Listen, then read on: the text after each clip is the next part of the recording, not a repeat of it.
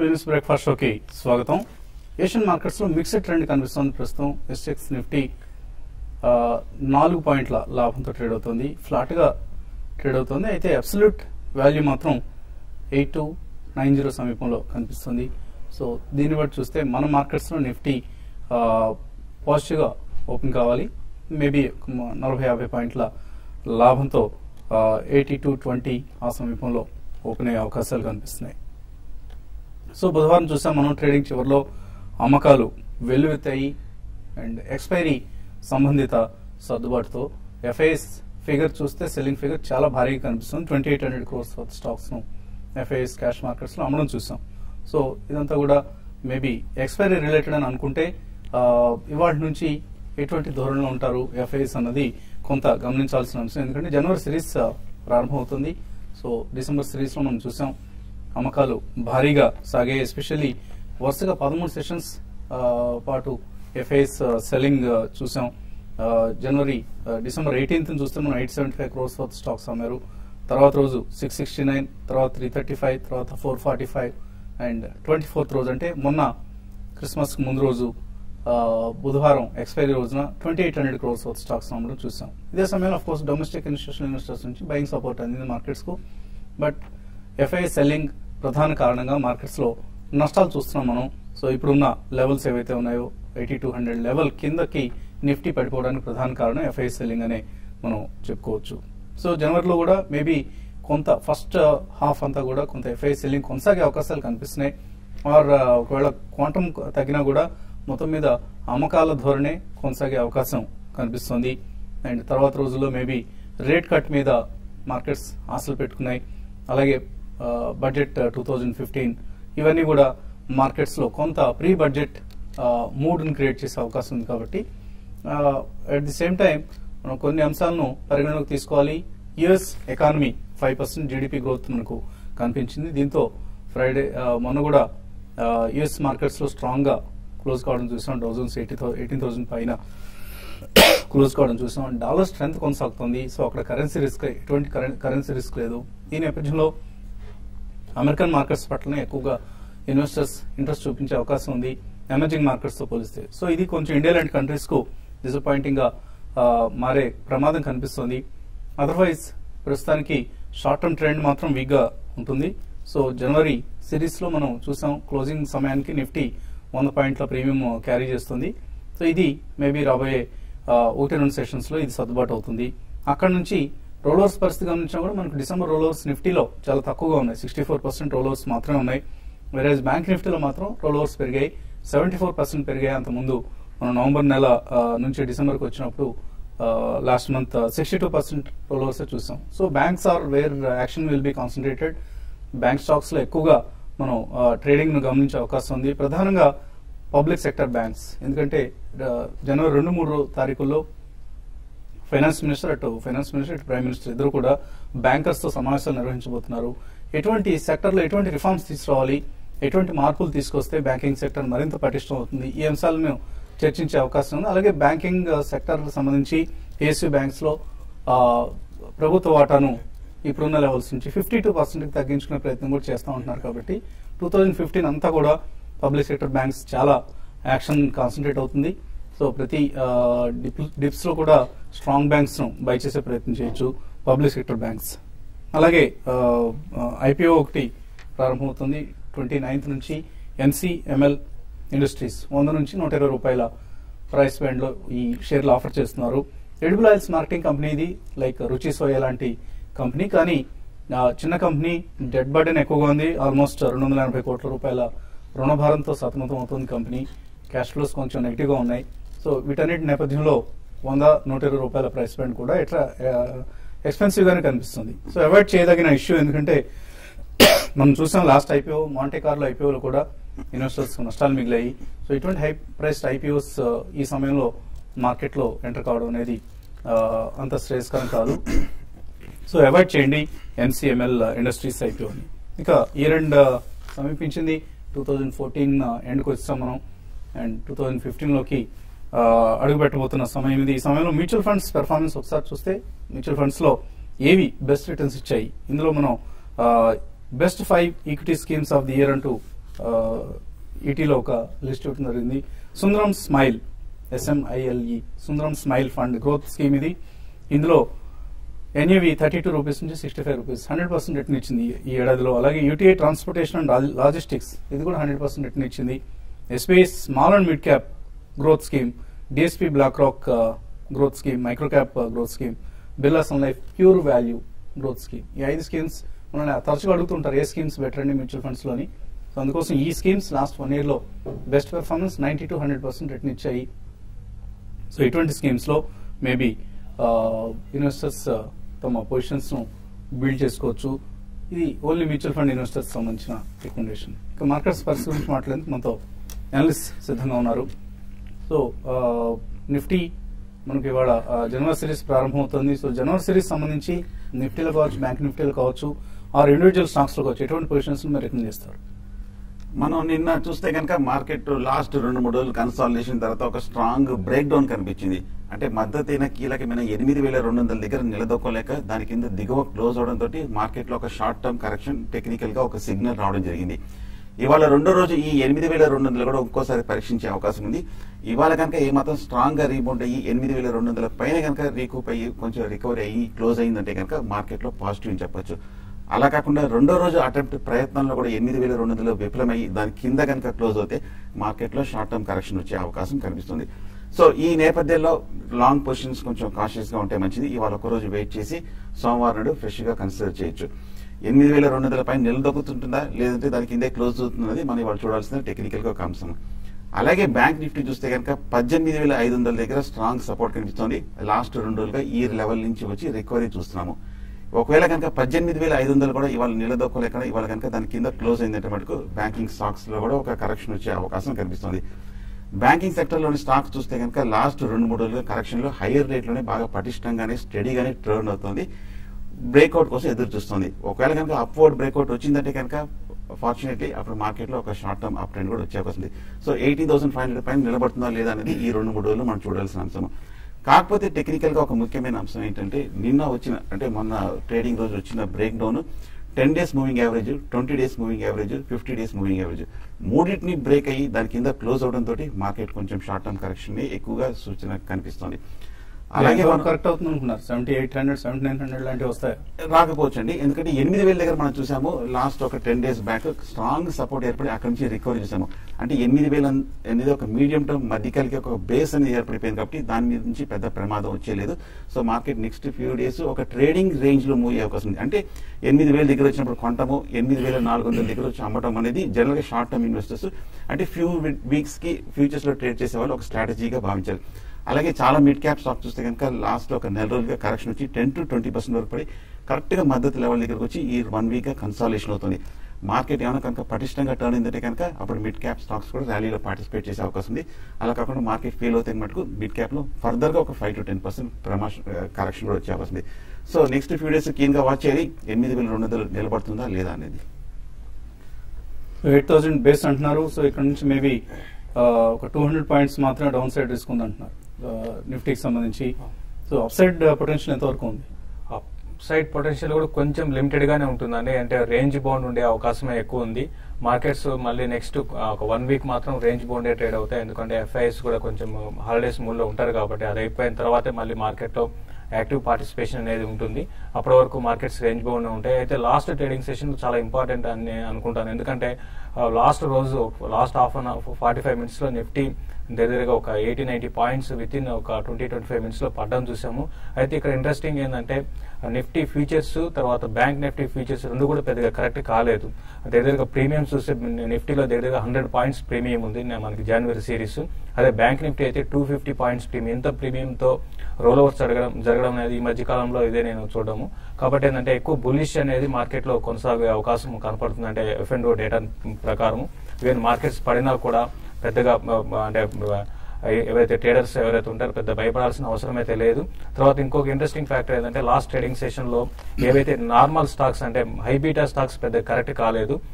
Major గా పడిన stocks కానీ గమనిస్తే డాక్టర్ రెడ్డిస్, TCS అంటే ఏవైతే డిఫెన్స్ అనుకుంటామో అటువంటి స్టాక్స్ పడ్డాయి. మిగతా అదర్ స్టాక్స్ లో మాత్రం పెద్ద కరెక్షన్ రాలేదు. ఈవెన్ మిడ్ క్యాప్ కూడా కొంచెం అవుట్ పర్ఫార్మ్ చేసింది, మిడ్ క్యాప్ ఇండెక్స్ కూడా. కాబట్టి నా ఉద్దేశం ప్రకారం ఈ సిరీస్ నిఫ్టీ 8,200 పైన కానీ సస్టైన్ కాగలిగితే next few trading sessions markets మళ్ళీ టువర్డ్స్ 8,350 అండ్ 8,400 దాకా రావచ్చు. నిఫ్టీ రేంజ్ మాత్రం చాలా ఎక్కువ హ్యూజ్ రేంజ్ ఉండే అవకాశం కనపడుతుంది. డౌన్ సైడ్ చూసుకుంటే 8,120 అండ్ అప్ సైడ్ చూసుకుంటే 8,400.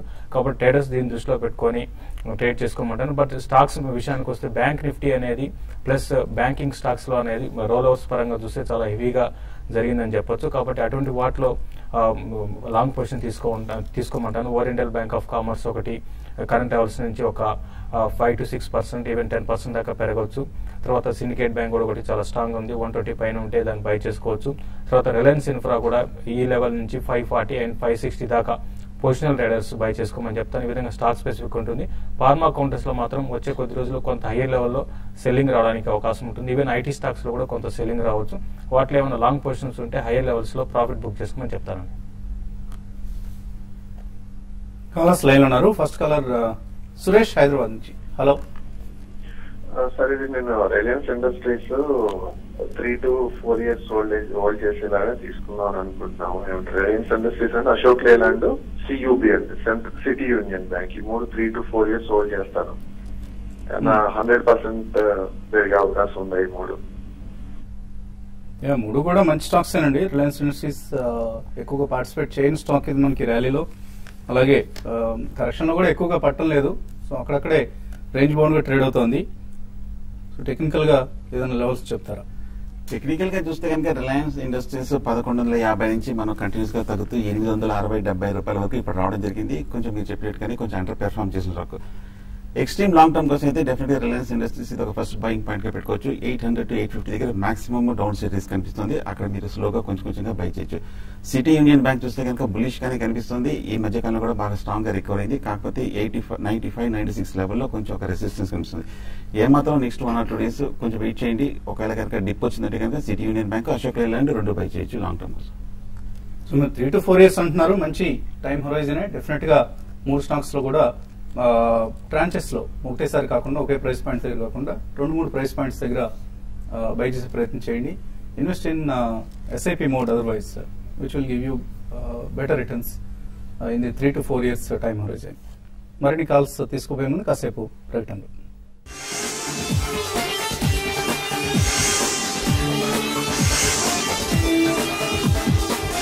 తిరిగి స్వాగతం. తర్వాత కలర్ లైన్ ఉన్నారు. తిరుపతి నుంచి కార్తీక్. హలో హలో అడగండి Karthik. Sir, good morning sir. Good morning sir, intellect design ని కొనుగోలు చేయొచ్చా సార్?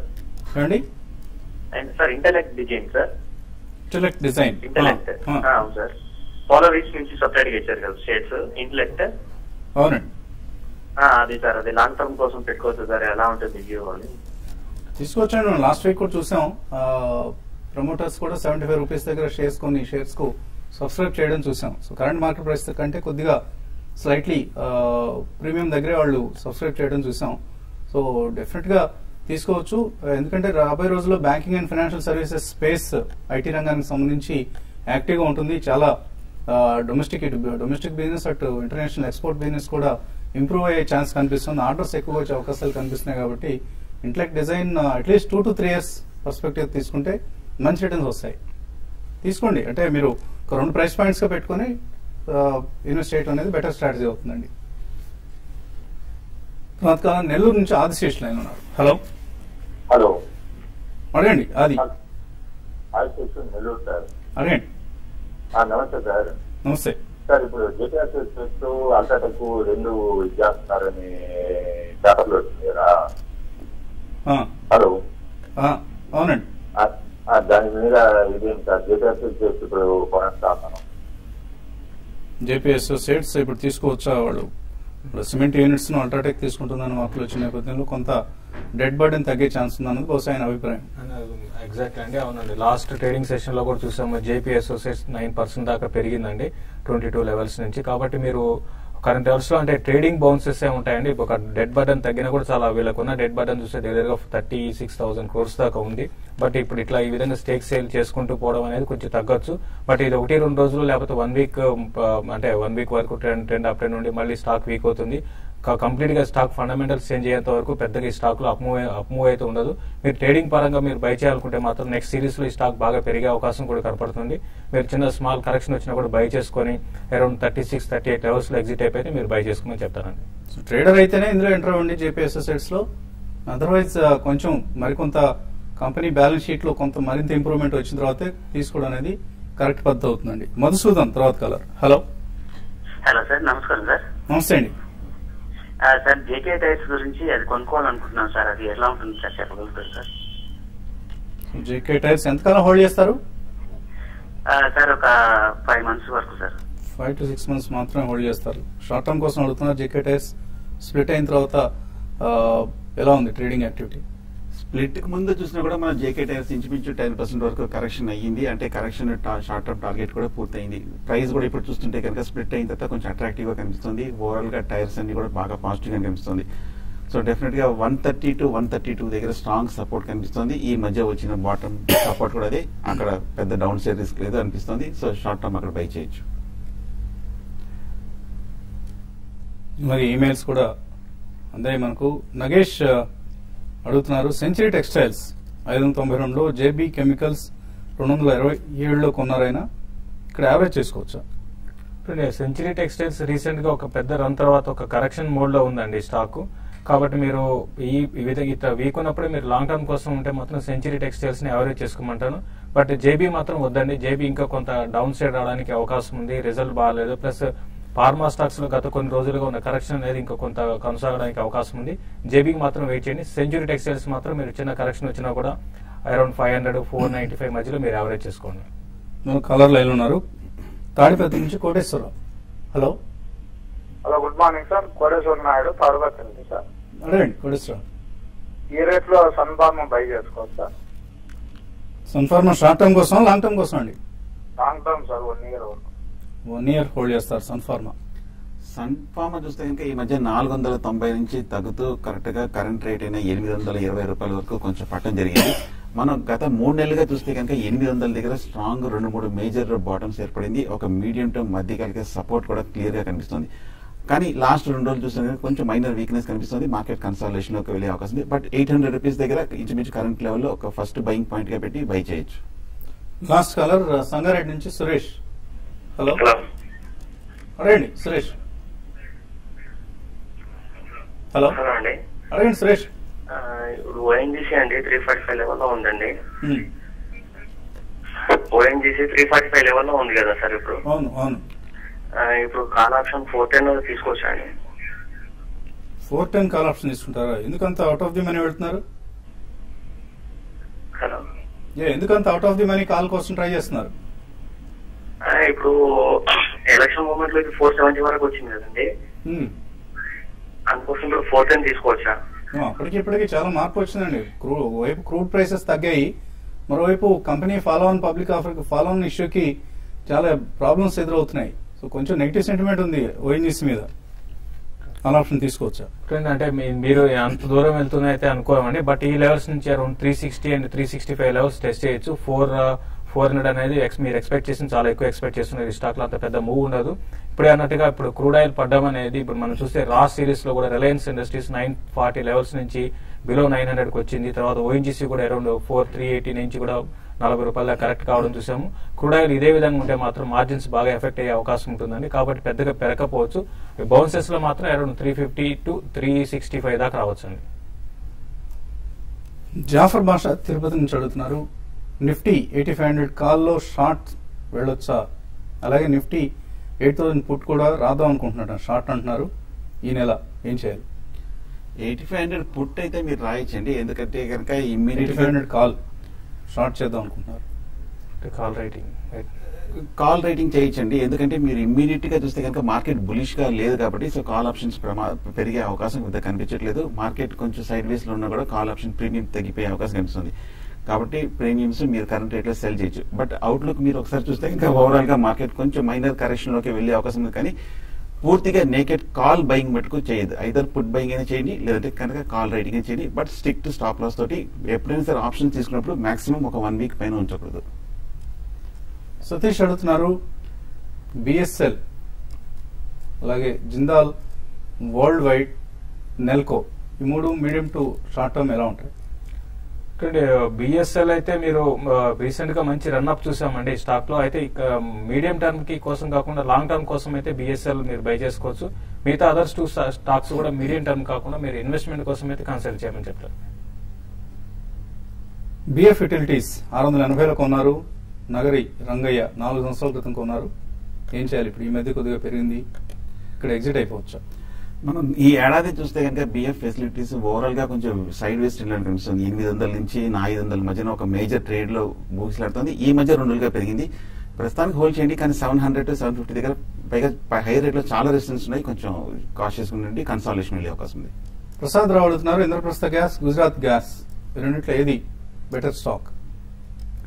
ఇంద్రప్రస్థ గ్యాస్ 2 కూడా బెటర్ స్టాక్స్ అండి. అంటే మీరు గ్యాస్ వీటిలో అడుగుతున్నారు కాబట్టి 2 కూడా బెటరే.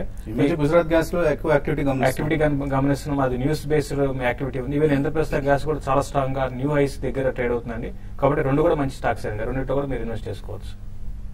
శక్తి పంప్స్ 222 రూపాయలు కొన్నారు శ్యామ్. ఇప్పుడు 10% లాస్ లో ఉంది, లాస్ బుక్ చేద్దాం అనుకుంటున్నారు, బుక్ చేయొచ్చు. శక్తి పంప్స్ చూస్తే కనుక ఈ మధ్య కొంచెం 280 రూపాయల నుంచి కొంచెం 200 రూపాయల వరకు పట్టడం జరిగింది. మనం అలాగే 6 నెలలుగా చూస్తే కనుక కరెక్ట్ గా 190-200 దగ్గర స్ట్రాంగ్ సపోర్ట్ కనిపిస్తుంది. ఇక్కడ కన్సాలిడేషన్ వెళ్ళే అవకాశం ఉంది. ర్యాలీ వస్తే కొంచెం పెరిగే అవకాశం ఉంది. కావేరీ సీడ్స్, అపోలో టైర్స్ కు షిఫ్ట్ కావడం మంచిదేనా? కావేరీ సీడ్స్, అపోలో టైర్స్ కూడా తీసుకోవచ్చండి, కానీ దీంట్లో ఇప్పుడు ఎగ్జిట్ అవడం మంచిది కాదనిపిస్తుంది. కరెక్షన్ పూర్తయింది కాబట్టి కొంచెం వెయిట్ చేయడం మంచిది. ర్యాలీ వస్తే బయటపడటం. అలాగే ఐఎఫ్బి ఆగ్రో కోటెడ్ ప్రొడక్ట్స్ తీసుకుందాం అనుకుంటున్నారు శ్యామ్, తీసుకోవచ్చు. ఐఎఫ్ఐ అగ్రో చూస్తే కనుక మన 500 రూపాయల నుంచి మన 330 రూపాయల వరకు పట్టడం జరిగింది. ప్రస్తుతానికి అయితే నా ఉద్దేశం నుంచి రిలీఫ్ ర్యాలీ వచ్చే అవకాశం ఉంది. జేపీ ఇన్ఫ్రా 40లో, యూనిటెక్ 28లో 6 months బ్యాక్ ఉన్నారు. ప్రభాకర్ బెంగళూరు నుంచి ఈ ప్రైస్ వస్తుందా? అంటే రావచ్చేమో కానీ మీరు ఇప్పట్లో రాకపోవచ్చు, బాగా టైం పట్టే అవకాశం ఉందండి. జేపీ ఇన్ఫ్రాకి మనం చూసాము కొంచెం జేపీ స్టాక్స్ అని కూడా లాస్ట్ ట్రేడింగ్ బాగా పెరిగి కొంత పెరగవచ్చు. 26 దాకా రావచ్చు. యూనిటెక్ అరౌండ్ 22 దాకా రావచ్చు అండి. ఇది వాటి బిజినెస్ బ్రేక్ఫాస్ట్ షో. మధ్యాహ్నం 1:30 మళ్ళీ స్మార్ట్ ఇన్వెస్ట్ లో కలుద్దాం.